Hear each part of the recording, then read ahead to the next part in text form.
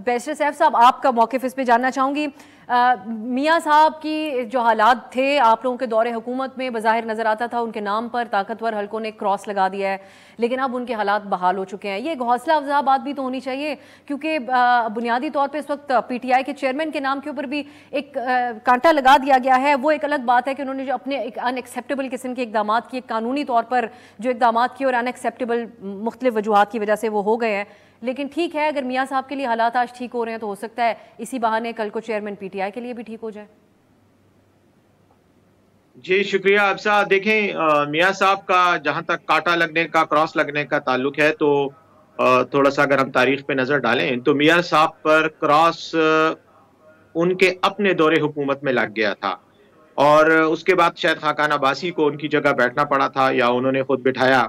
और उसके बाद जो है मियाँ साहब मुख्तलिफ शहरों में जलसे करते रहे और वोट को इज्जत दो, और ये नारे आपको याद होंगे, ये मियाँ साहब ही के बनाए हुए नारे हैं। तो यकीनन वो क्रॉस लग गया था।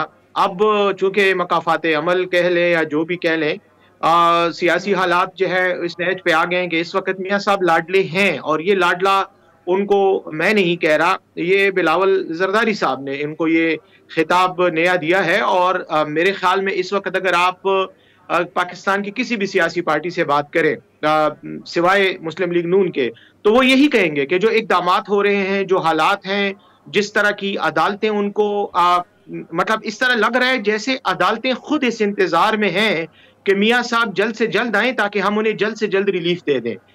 मियाँ साहब अदालतों के चक्कर नहीं लगा रहे या अदालतों के पास नहीं जा रहे, बल्कि लग ये रहा है कि अदालतें बेताब हैं कि वो खुद रिलीफ उनके घर तक पहुंचा दें। ये हो रहा है। तो यकीनन इन अच्छा फिर बगैर किसी कानूनी कार्रवाई के उनका पाकिस्तान के अंदर जिस तरह से वो आए पाकिस्तान की तारीख में, मेरे लिए दिलचस्पी की बात यह है कि मैं भी कानून का तालिब इल्म हूं, तो मेरे लिए एक नया प्रेसिडेंट बन गया है। अच्छा है किसी वक्त हम अपने क्लाइंट्स को भी इसी प्रेसिडेंट की वजह से रिलीफ दिलवा सकेंगे। तो लाडले तो वो बहरहाल हैं।